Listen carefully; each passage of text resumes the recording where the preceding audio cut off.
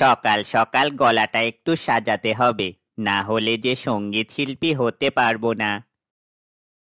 সা রে গা মা, দূর দূর হচ্ছে না, আবার চেষ্টা করি। সা রে গা মা পা ধা। সকাল সকাল কি এত ছাইপাশ পড়ছিস? আমার সাথে মাঠে চল। আমি আর এক হাতে কতদিন সামলাবো? অনেক সঙ্গীত চর্চা হয়েছে, এবার চাষবাসে মন দে। আমার দ্বারা চাষবাস হবে না, আমি সঙ্গীত শিল্পী হব, গান গেয়ে মানুষের মন জয় করব। ঢং দেখে বাঁচি না, 2 পয়সা কামাই করার মুরদ নেই, সঙ্গীত শিল্পী হবে? এই সব আর বাড়িতে চলতে দেওয়া হবে না। কি হয়েছে? সকাল সকাল এত চিৎকার চেঁচামেচি কিসের? গিন্নি, আমি আর পারি নে। তোমার ছেলে কোথায় আমাকে সাহায্য করবে তা না, সাহায্য না করে সে সকাল সকাল একতারা নিয়ে বসেছে। 10টা নয় 5টা নয়, একটা মাত্র ছেলে আমার, তাকে নিয়ে এত টানাটানি দরকার কি? তাকে তার মতোই থাকতে দাও তো। তল্লাই দিয়ে দিয়ে মাথায় তুলেছ, একদিনের ফল ভোগ করবে। যত সব, এ জীবনে ঘৃণা ধরে গেল গো, ঘৃণা ধরে গেল। আমি মাঠের দিকে গেলাম। আসার সময় বাজার সদাই করে নিয়ে এসো। ঠিক আছে ঠিক আছে, যত সব। হারান চলে গেল বাজারের দিকে।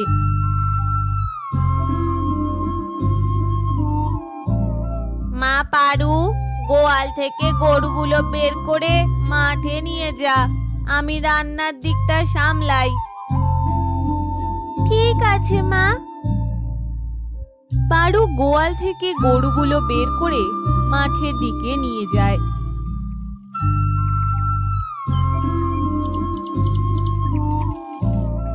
পারু, সকাল সকাল এতগুলো গরু নিয়ে কোথায় চললে? কাকা, গরুগুলো মাঠে নিয়ে যাচ্ছি। গরুগুলোই তো আমাদের একমাত্র সম্বল। গরুর দুধ বিক্রি করেই তো আমাদের সংসার চলে।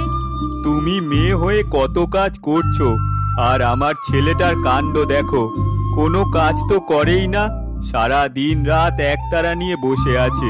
তোমাকে দেখে তো শিখতে পারে। হায় হায়, আমার ভাগ্যটাই খারাপ। আমি একটু বাজারের দিকেই যাচ্ছি, তোমাদের বাড়িতে একদিন যাব। সংসারের চাপে কোথাও যাওয়া হয় না, আমি এখন যাই গো। হারান চলে যায় বাজারের দিকে। এই যা, হুশ হুশ, সোজা হয়ে চল। কোনো ফসলে মুখ দিবি না, ঠিকঠাক রাস্তায় চল। আজকে একটু নদীর ধারের বনে যেতে হবে। সেইখানে কচি কচি অনেক ঘাস, কচি কচি ঘাস খেলে গরুগুলো তাড়াতাড়ি মোটা সোটা হয়ে যাবে, দুধও দেবে বেশি বেশি। যা যা, হুশ হুশ।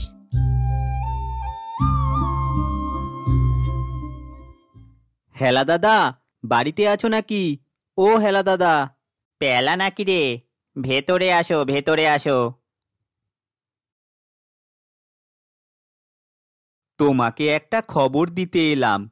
কি খবর রে পেলা? আমি যতদূর জানি তুমি সঙ্গীত নিয়ে দীর্ঘদিন চর্চা করছো।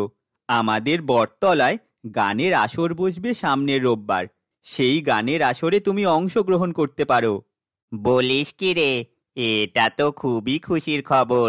তাহলে তো আমাকে এক্ষুনি একবার বটতলায় যেতে হবে। আমিও তো একজন সঙ্গীত শিল্পী, কি বলো? একদম হক কথা বলেছ, চলো এক্ষুনি যাই বটতলাতে। পেলা আর হেলা খুশি মনে বটতলার দিকে যাত্রা করলো।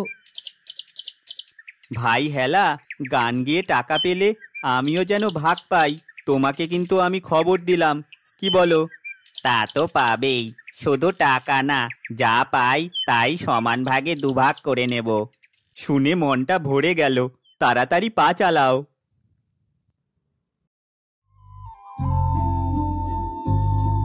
পারু সেই সকালে গরু নিয়ে মাঠে গেছে, এর আর নাম নেই। এই মেয়েকে নিয়ে আর আমি পারি নে। কি এত নিজের মনে মনে বিড়বিড় করছো পারুর মা? খুব চিন্তায় আছি। বাপ মরা মেয়ে, কোনো দিন কোনো আশা পূর্ণ করতে পারিনি। অনেক কষ্টে বেঁচে আছি দুমুঠো ডাল ভাত খেয়ে। আমি একটা প্রস্তাব নিয়ে এসেছিলাম। কিসের প্রস্তাবের কথা বলছো তুমি জামাল? আমি কিছুদিন আগে সূর্যপুরে গিয়েছিলাম। সেখানে বলাই কাকার সাথে দেখা। তার ছেলেকে বিবাহ দেবে। তার জন্য আমাকে খুব ধরেছে যেন একটা ভালো কনের সন্ধান দিই। তাই তোমার কাছে আসা। মেয়ে বড় হয়েছে, আজ বাদে কাল বিয়ে দিতে হবে। কিন্তু আমরা যে গরিব মানুষ, বিয়ে দিতে পারবো না। সে আমি তাদের বুঝিয়ে বলবো। এই নিয়ে তুমি কোনো চিন্তা করো না। দেখি কত দূর কি করতে পারি। আজ আমি আসি গো, সময় পেলে আরেকদিন আসবো। জামাল সেইখান থেকে চলে যায়। ঈশ্বর, মেয়েটার একটা বিয়ের ব্যবস্থা করে দাও। ওই তো সকলে বটগাছের নিচে বসে আছে। সামনের বছরে গানটা তেমন ভালো হয়নি, তাই এবছরে আমরা ঠিক করেছি বিদেশ থেকে ভালো সঙ্গীত শিল্পী নিয়ে আসব। কি বলো পাচু? একেবারে ঠিক বলেছ জগাই দাদা। সামনের বারে সঙ্গীত শিল্পীর গান আমার তেমন ভালো লাগেনি। এবার যেন ভালো হয় সে ব্যবস্থাই করতে হবে। বিদেশ থেকে সঙ্গীত শিল্পী আনার কোনো প্রয়োজন নেই। এত টাকা খরচ করার কি দরকার? আমাদের গায়ে তো সঙ্গীত শিল্পী আছেই। সে কি কথা? আমাদের গায়ে আবার কে সঙ্গীত শিল্পী? কেন, তোমরা কি চোখে দেখতে পাও না হেলাকে? বটে, রসিকতা হচ্ছে। এটা রসিকতার জায়গা নয় পেলা। আমি রসিকতা করছি না, আমি সত্যি বলছি। তুমি যেহেতু এত করে বলছো, হেলাকে শোনাতে বলো একটা সঙ্গীত। হেলা, তোমার পছন্দ মতো একটা সঙ্গীত এদের শুনিয়ে দাও তো। সা রে গা মা পা ধা। কি জিনিস এনেছ কমলা বিবি সখিনা লাইগা। এই থাম থাম, এইভাবে কে গান গায়? তোমার মুরদ আমার জানা আছে। মার বেটাকে। ও মা গো, মরে গেলাম গো। সকলে যে আমায় মেরে চোখ মুখ ফুলিয়ে দিল। আর কোনোদিন বেসুরে কণ্ঠে গান গাবি? কান ধরে উঠবস কর। এবারে পাচু ঠিক কথা বলেছে, কান ধরে উঠবস কর। হেলা আর পেলা কান ধরে উঠবোস করে সবার সামনে। আমার খুব শিক্ষা হয়েছে, আর কোনোদিন কাউকে গান গাওয়ার জন্য অনুরোধ করব না। এইখান থেকে এখন পালা, আর কোনোদিন যেন গান নিয়ে রসিকতা করতে না দেখি। হেলা আর পেলা সেইখান থেকে দৌড়ে পালিয়ে যায়। ছি ছি ছি, আমার যে মান সম্মান সব শেষ হয়ে গেল। তোমার ছেলের কাণ্ড শুনেছ? হেলা আবার কি করলো? কি করার বাকি রেখেছে? পাচু হেলাকে সবার সামনে কান ধরে উঠবোস করিয়েছে। সমাজে আমার তো একটা মান সম্মান আছে। ছি ছি ছি, কি ঘৃণা কি ঘৃণা। এখন কি করবে গো? কি আর করব, আজকে আসুক বাড়িতে। হয় সে বাড়ি থাকবে, না হয় আমি বাড়ি থাকবো। এইভাবে আর চলতে দেওয়া যাবে না। এই আমি এখানেই বসলাম।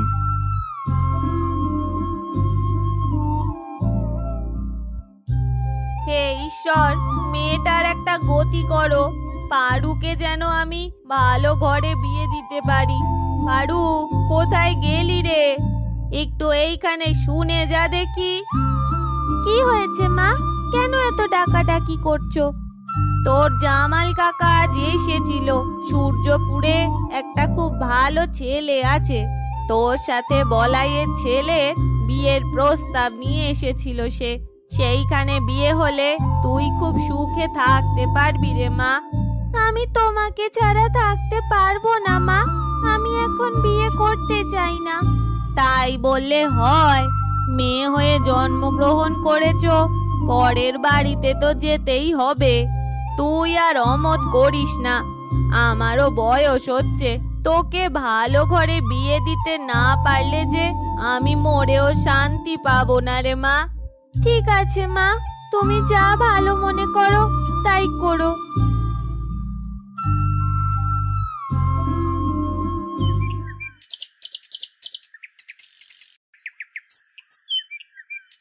হেলার জন্য বসে থাকতে থাকতে পা ব্যথা হয়ে গেল।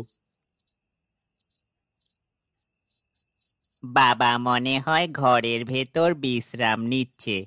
এই সুযোগে চুপি চুপি ঘরে ঢুকতে হবে। পা টিপে টিপে যাই। কিরে, পা টিপে টিপে ঘরের ভেতর কেন যাচ্ছিস? কি ভেবেছিলিস বাবা ঘরের ভেতর ঘুমিয়ে আছে? আজ তোকে পরিষ্কার করে বলে দিলাম, তুই যদি ঘরে প্রবেশ করিস আমি ঘরের ভেতর আগুন লাগিয়ে দেব।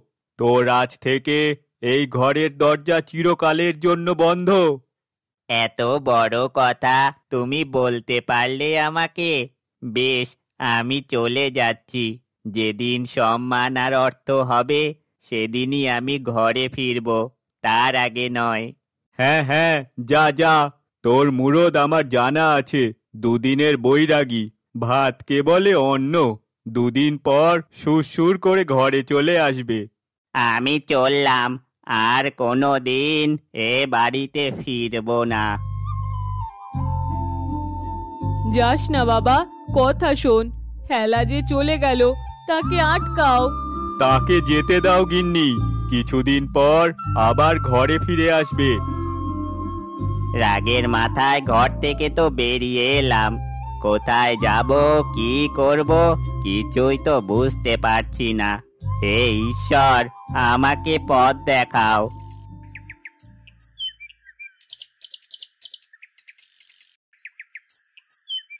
দিন কেটে রাত, মাস কেটে বছর, হেলা আর ঘরে ফেরে না। বনে জঙ্গলে কোনো রকমে ফল ফলাদি খেয়ে বেঁচে থাকে সে। অনেক দিন হলো গায়ে যাওয়া হয়নি, আজ একবার গায়ে যাব। হেলা গায়ের দিকে যাত্রা করল। বর আসার সময় হয়ে গেল। এদিকে সব ঠিকঠাক আছে তো? এইদিকে পাঁচু, পরিতোষ আর কানাই সামলাচ্ছে। তা বেশ বেশ। মহা ধুমধামে পাডুর বিয়ে সম্পূর্ণ হলো। পালকি বের করো, পালকি বের করো। পালকি প্রস্তুত আছে, পালকিতে বরকনেকে উঠতে বলো। পালকিতে পাডু আর তার স্বামী উঠে বসলো। পাঁচু, কানাই, জামাল, পরিতোষ পালকি কাঁধে করে নিয়ে যেতে লাগলো। তাদের পেছনে পেছনে আসতে লাগলো হেলা গান গেয়ে। কি কি জিনিস এনেছ দুলাল বিবি সখিনার লাইগা, বলো বিবি সখিনার লাইগা। এনেছি এনেছি সে তারো সিম্বালো কাগজে মুড়িয়া, বলো কাগজে মুড়িয়া।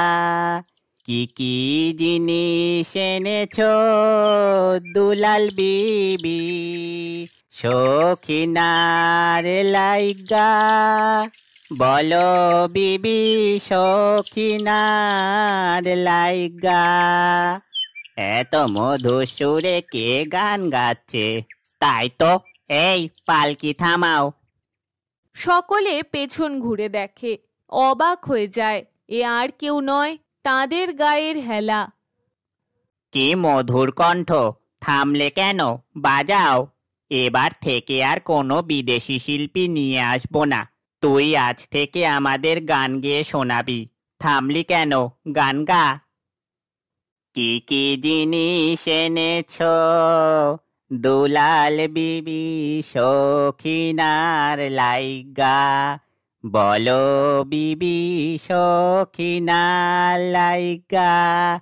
এনেছি এনেছি সে তারো সিম্বালো কাগজে মুড়িয়া, বলো কাগজে মুড়িয়া।